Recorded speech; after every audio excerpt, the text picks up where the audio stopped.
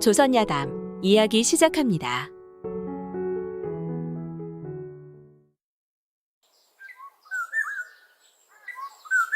옛날 옛적 경기도 어느 고을에 두 명의 진사가 살고 있었습니다. 한 진사는 김진사라는 사람으로 대대로 고을에서 제일 큰 부잣집 사람이었고, 또 다른 진사는 박진사로 대대로 가난한 선비 집안의 사람이었습니다. 그런데 김진사는 가진 것이 많았으나 고을 사람들에게 일절 베풀 줄 모르고 인색하게만 살았죠. 김진사에게 걱정이라고는 대대로 물려받은 재산이 조금이라도 줄어들까 하는 걱정뿐이었습니다. 그러니 김진사는 매일같이 눈 뜨면 하는 일이 창고에 가서 재산을 헤아리는 일이었죠.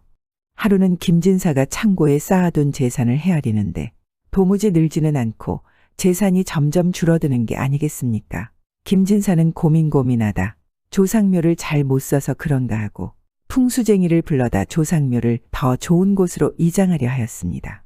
네, 아무래도 돌아가신 아버지의 밑자리를 잘 못 쓴 것 같네. 도무지 재산이 늘지는 않고 계속 줄어드니 일을 어찌 한단 말인가? 안 그래도 진사님께서 부르신다 하기에 오는 길에 진사님 선친의 묘를 둘러보았습니다. 그런데 아무리 봐도 진사님 선친의 맷자리는 그리 나쁜 자리가 아니었습니다. 아니 그럼 왜 재산이 늘지 않는단 말인가? 그건 저도 잘 모르겠습니다. 그럼 인근에 우리 아버지 밑자리보다 더 나은 곳은 없는가? 풍수쟁이는 김진사의 물음에 말을 할까 말까 망설이는 듯하다 간신히 말을 꺼냈습니다. 한 군데 있기는 하오나 뭘 망설이는가? 어서 말해보시게. 그런데 그 자리가 아무나 맷자리로 쓰기가 좀 그러옵니다. 대체 그 무슨 말인가? 이웃 고을로 가는 고갯마루에 자리가 하나 있기는 하오나 이곳이 활인적덕의 자리라 어떤 이에게는 정승 판서가 날 명당이고 어떤 이에게는 삼족이 멸할 흉당 자리라 아무나 그곳에 묘를 쓸 수 없는 자리이옵니다. 그런 자리가 있단 말인가? 그럼 내가 그 자리에 우리 선친을 이장하면 어떠할 것 같나? 글쎄요. 활인적덕이라 함은 사람을 살리고 덕을 쌓는 것을 뜻하오니 뭐라 여쭙기가 어렵습니다. 사실 풍수쟁이는 김진사가 평소 인색하고 남한테 엽전 한 양 베푼 적이 없는 사람인 걸 알았죠. 하지만 면전에 대고 아니 된다 말을 못하고 있었던 것입니다. 그런데 김진사는 다른 것은 다 빼고 정승판서가 날 명당이라는 말만 귀에 쏙 들어왔죠. 뭐가 어렵단 말인가? 내 앞으로 고을 사람들을 돕고 덕을 쌓는다면 간단히 해결될 문제 같은데 그러지 말고 일단 그 자리에 한번 가보세. 풍수쟁이와 김진사는 그 즉시 고갯마루에 있다는 활인적덕의 명당터를 찾아갔습니다. 여기가 그 자리인가? 네, 그러합니다. 그럼 당장 이장할 날을 잡도록 하세. 당장 나를 잡자는 김진사의 말에 풍수쟁이는 당황하여 아무 대꾸도 하지 못하였죠. 왜 그러는가? 나를 잡자는데. 말씀드렸듯이 이 자리는 활인적덕의 터이옵니다. 그 무슨 말인가? 내가 앞으로 덕을 쌓는다 하지 않았는가? 김진사가 고집을 부리자 풍수쟁이는 아무 말도 못하고 이장할 나를 잡아 김진사에게 알려주었죠. 그해 가을 김진사는 선친의 묘를 활인적덕의 터로 이장을 하였습니다. 그리고 그 해는 온 고을이 풍년이라 고을에는 웃음이 넘쳤고 김진사의 집 창고에는 소장료로 거두어들인 온갖 곡식과 돈으로 가득했죠. 역시 아버지의 묘를 명당으로 잘 이장한 것 같소. 대대로 정승판서가 날짜리라 하니 부인은 아이들 글 공부에 각별히 신경을 써야 할 것이오. 아이고, 걱정 마세요. 안 그래도 사랑방에 아주 훌륭한 훈장을 모셔다 놓았습니다. 그래, 부인만 믿겠소. 김진사의 집은 웃음으로 가득했습니다. 앞으로는 모든 일이 잘 될 것만 같았죠. 한편 고갯마루 아래 사는 박진사의 집 또한 오늘은 조금 웃을 수 있었죠. 박진사의 집안은 대대로 청렴한 선비의 집안으로 재물이 조금 생겼다 싶으면 쌓아두질 못하고 배고픈 이웃에게 나눠주기 바쁘니 굶기를 부잣집 밥 먹듯 하였습니다. 그런데 고을의 풍년이 들어 옛부터 신세졌던 이웃들이 박진사의 집에 양식을 이것저것 가져와서 모처럼 따뜻한 쌀밥으로 끼니를 때우니 얼마나 좋겠습니까? 아버님 조금 더 드시죠. 아니다, 배부르구나. 밥이나 좀 더 들거라. 아닙니다. 저야말로 이제 배가 부릅니다. 어머니도 좀 더 드시죠. 아니다, 나도 배가 부르단다. 그러지 말고 며느리랑 우리 손자라도 좀 더 들거라. 아니에요, 어머니. 저희도 많이 먹었습니다.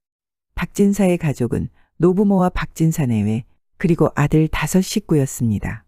그들은 늘 먹고 입을 것이 부족한 형편이었지만 항상 서로를 위해주며 행복하게 살았죠. 그러던 어느 겨울날이었습니다. 어떤 여자 거지가 만삭의 배로 이 고을로 들어왔죠. 집도 절도 없이 떠도는 처량한 여인이 이제 만삭이 되어서 더는 다닐 수가 없었습니다. 그래 아무 곳이나 가서 몸을 풀어야만 할 것 아니겠습니까? 여인은 이곳 저곳을 찾아다니며 부탁했죠. 사람 좀 살려주십시오. 방을 하나만 내주세요. 그러나 그 추운 겨울에도 누구 하나도 만삭의 거지 여인에게 선뜻 방을 내주려 하지 않았습니다. 여인은 지친 몸을 이끌고 간신히 몸을 움직여 어느 기와집 대문 앞에서 문을 두들겼죠. 사람 좀 살려주세요. 더는 걸을 수가 없습니다. 한겨울 누군가 문을 두드리는 소리에 커다란 기와집 대문이 열렸습니다. 그리고 문을 연 사람은 바로 김진사였죠. 무슨 일이요? 사람 좀 살려주세요. 이제 발을 한 걸음도 운신도 행보도 못하겠으니 제발 방 하나만 내주십시오. 김진사는 여인을 위아래로 훑어보다 여인의 배가 만삭인 것을 보고 생각했죠. 이 여자를 받아주었다가 잘못하면 뱃속의 아기까지 책임져야겠는데 김진사는 잠시 고민하는 듯 하더니 안 되겠다 싶었는지 여인에게 말했습니다. 보아니 곧 아이가 나올 것 같은데 우리 집은 객식구가 많아. 더는 빈 방이 없소. 여기서 조금만 더 가면 박진사라는 사람의 초가가 나올 것이오. 그리 가서 부탁하면 방을 하나 내어줄 것이오. 김진사는 그리 말하고 문을 슬그머니 닫고 들어갔죠. 여인은 더 이상 걸을 힘이 없었습니다. 그저 닫힌 대문을 바라보다 그 자리에 털썩 주저앉고 말았죠. 이제는 이 자리에서 얼어 죽는 길밖에 다른 방도가 없었습니다. 그런데 그때였습니다. 박진사는 연로하신 아버지께서 요즘 들어 기력이 약해지신 것 같아 약방에서 약을 지어오던 길이었죠. 그런 박진사가 가만 보니 김진사의 집 대문 앞에 웬 여자가 이 추운 날 땅바닥에 주저앉아 있는 것 아니겠습니까? 이보시오. 거기서 왜 그러고 있는 것이오? 여인은 아무 소리도 못하고 그저 눈물만 흘리고 있었죠. 안 되겠소. 이러고 있다 여기서 얼어 죽을 것 같으니 우리 집으로 갑시다. 어서 기운을 차려보시오. 박진사는 거지 여인을 부축하여 자기 집으로 데리고 갔습니다.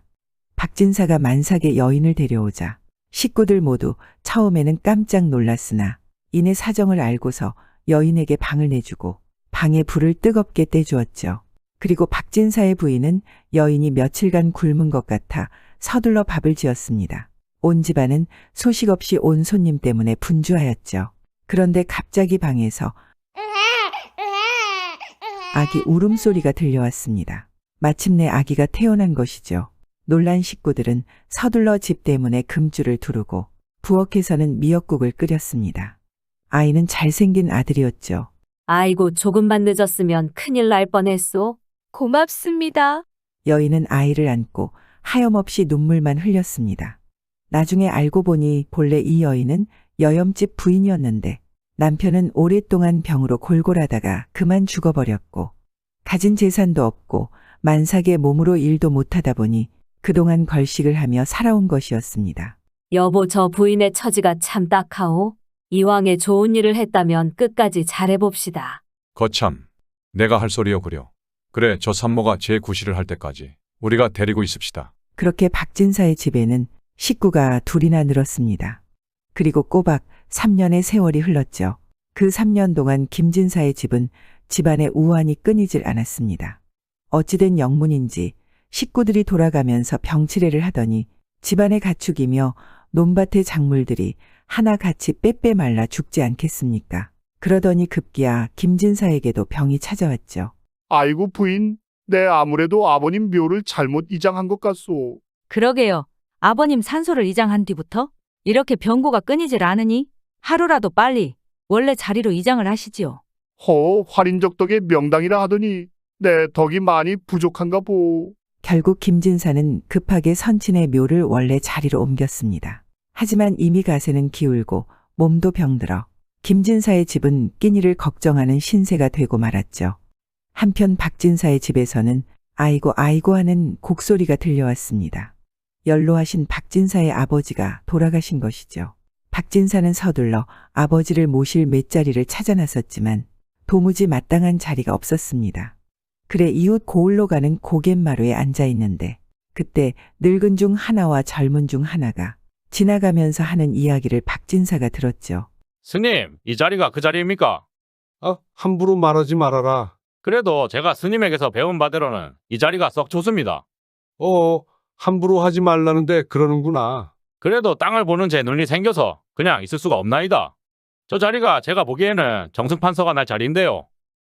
말이 많구나. 함부로 말을 하지 말라는데 그러는구나. 그리 입이 가벼워서 어찌할꼬. 그 소리를 가만히 듣던 박진사가 그 중들 앞을 가로막고서는 물었죠. 스님 금방 하시던 말이 있죠. 아니요, 우린 아무 말도 한 것이 없소. 죄송합니다. 제가 방금 두 분께서 하는 소리를 엿들었나이다. 제발 꼭 좀 가르쳐 주십시오. 아버지의 묘자리를 잡아야 하는데 급해서 그러하옵니다. 박진사가 한 발 다가서면서 간청을 하자 늙은 중이 저 제자가 밉다는 듯이 말하였습니다.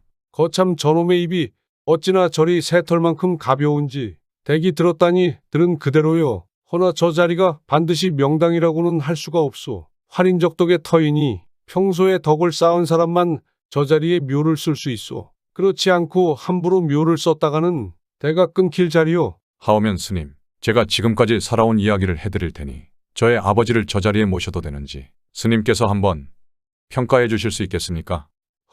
네 어찌 함부로 다른 사람이 살아온 행적을 함부로 평할 수 있겠소. 허나 당신이 그리 다급하게 서두르고 부탁하니 어디 한번 드러나 봅시다. 박진사는 그 자리에서 지나온 자신의 삶을 이야기하였죠. 그리고 늙은 중이 그 이야기를 다 듣고 있자니 박진사는 실로 사람을 살리고 덕을 쌓는 삶을 산 것 같았습니다. 내 당신의 이야기를 들으니 당신 같으면 그 명당을 쓸 수 있을 것 같소.